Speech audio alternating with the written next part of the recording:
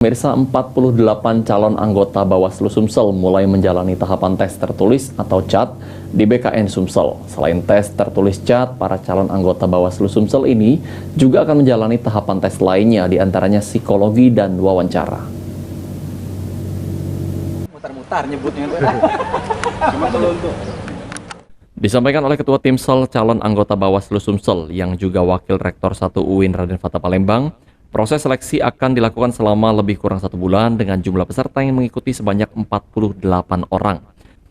Sejumlah calon yang mengikuti tes ini sendiri diantaranya 2 komisioner Bawaslu Sumsel yang akan habis masa jabatannya pada bulan Juni mendatang, serta para komisioner Bawaslu Kabupaten Kota di Sumatera Selatan. Nantinya jumlah calon anggota Bawaslu Sumsel yang jalani tes ini akan lulus hanya 4 orang dan akan menjalani tes akhir yaitu fit and proper test di Bawaslu Pusat, guna nantinya mengganti 2 anggota Bawaslu Sumsel yang akan habis masa jabatannya. Bersama Bawaslu RI. Jadi dari proses yang cukup panjang ini sebetulnya provinsi ini hanya akan mengutus 4 orang saja.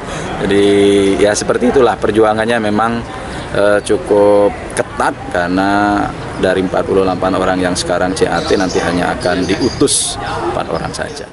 Selesai jalani tes tertulis CAT, 2 hari mendatang para calon anggota Bawaslu Sumsel ini akan menjalani tes psikologi, lalu tes wawancara oleh Timsel, dan terakhir fit and proper test di Bawaslu Pusat. Firman Hidayat, PAL TV.